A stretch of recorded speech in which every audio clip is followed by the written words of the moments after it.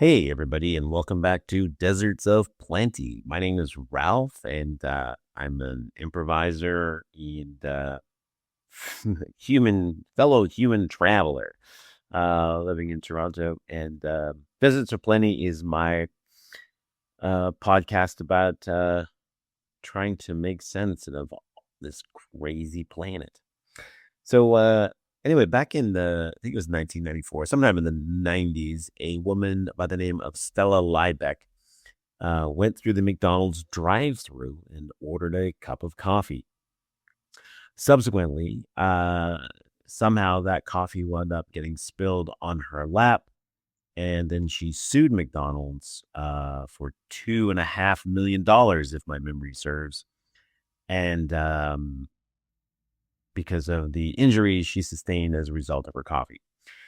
Now, when that story came out, I remember it, and it immediately was featured on every late night talk show as a huge joke, as oh, hot coffee is hot. Who knew? And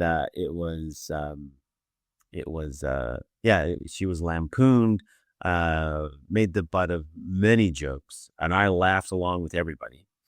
Meanwhile, on the legitimate news programs, she was seen as the poster child for frivolous lawsuits. And I remember well the in that time the number of lawsuits that were flying around, particularly Dow Chemical was being sued routinely by women who had breast implants and then went on to develop, in some cases, some pretty severe health problems, and which they linked back to, or at least the people who sustained injuries linked that back to their breast implants and sued Dow Chemicals. And many people won hearty settlements from what I remember.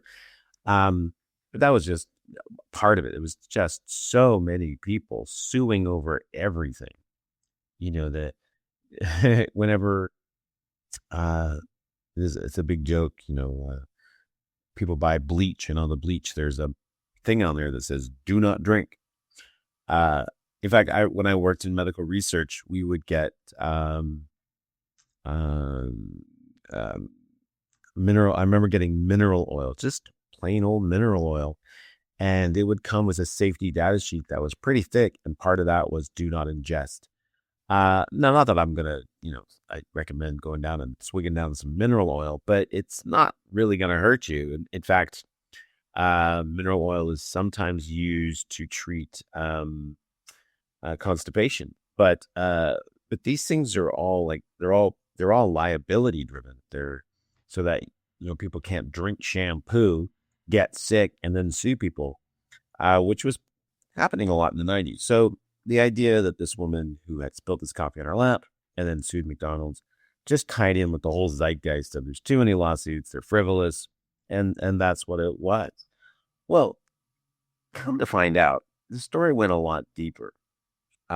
First of all, McDonald's serves their coffee at, and they still do serve it at around, sometimes like 80 to 90 degrees Celsius, which is about, I think, like 170 to 200 degrees Fahrenheit.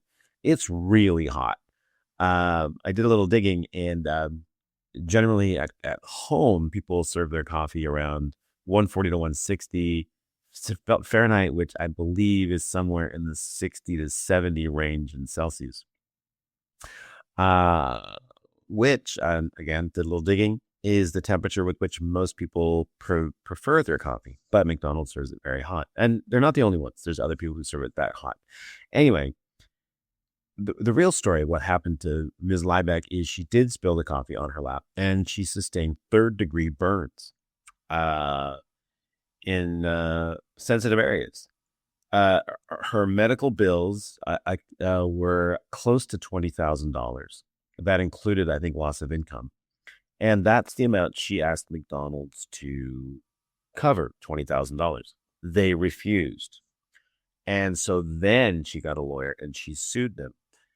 Also, McDonald's had up to that point a series of complaints from people saying their coffee was too hot. this was not the only, it may have been at the time the first well publicized lawsuit, but it is not the only lawsuit filed by people who have been burnt by coffee or who have received burns from coffee being spilled that they have purchased at other fast food places. So she asked for $20,000. McDonald's refused, and then she sued, and I think it was 2.5 million. And I looked it up, and apparently they wound up settling for about $650,000.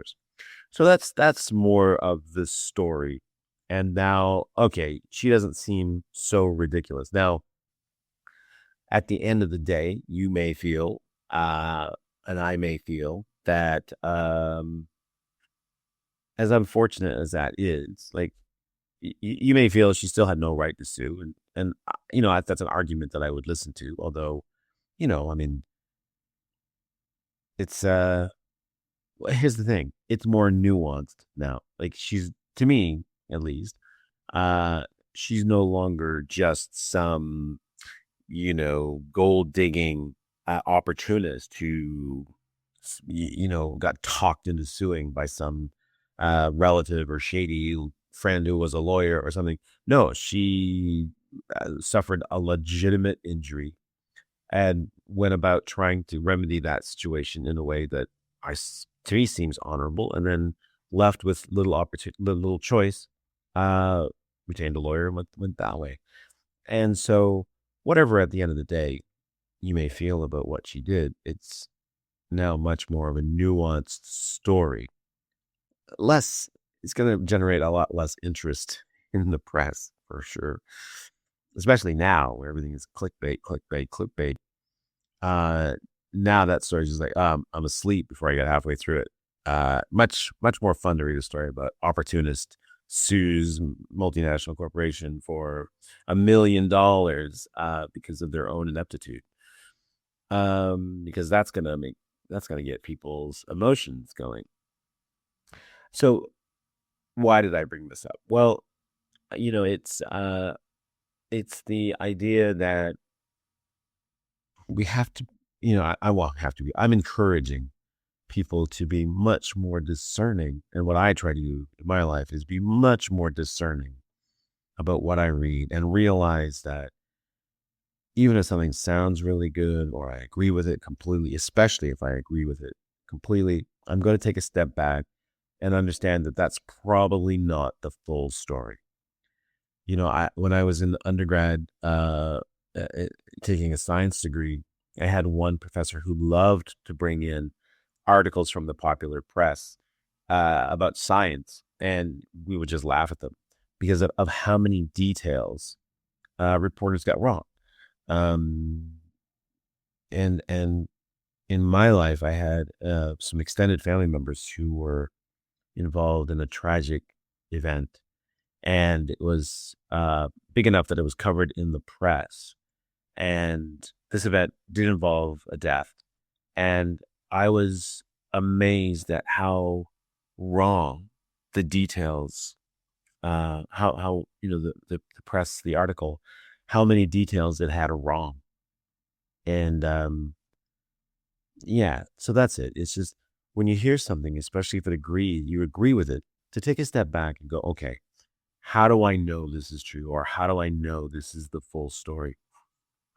In human beings, we have confirmation. We have a lot of biases, confirmation bias, but not this one. This one is, we have a bias about, so for example, if you are reading some clickbait article and it says, coffee drinkers tend on average to live 2 years longer than non-coffee drinkers.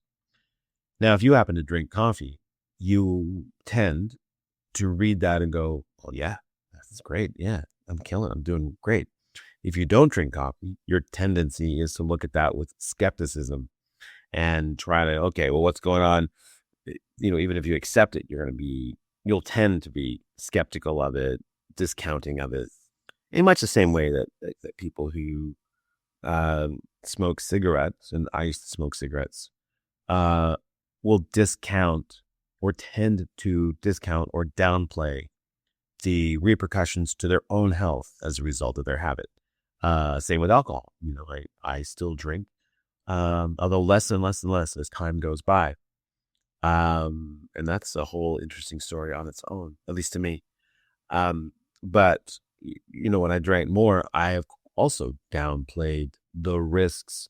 And now that I drink less, I still downplay the risks to my health because alcohol, like tobacco, there is no safe limit. It's not like, oh, if you stay below this amount, you will have no ill effects. That's just not true. It doesn't work like that. Anyway, that's what I'm trying to get at. I read this quote, and I've talked about it before. Nassim Nicholas Taleb is the first place I saw it, but I've heard other people say roughly the same thing. Like now, today, like if you read the news, quote unquote news, popular news articles, the more you read, the less you know. And I think that's 100% true because everything is so confusing, and everything has underpinning it a bias. So to go back to Ms. Liebeck and that story, that whole smear campaign was orchestrated by McDonald's, who wanted to, first, try to get the case dropped, thrown out, but also as a warning to anyone else who might step forward and say, well, I've also been injured by this coffee, and now I'm thinking class action suit. So, there was a bias, and there was an agenda behind the slander or libeling of Ms. Liebeck, and that's also quite true of stories that we read today. Who's under fire right now, and is that true?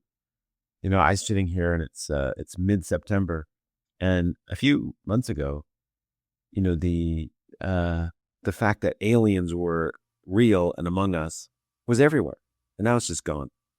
What happened to that?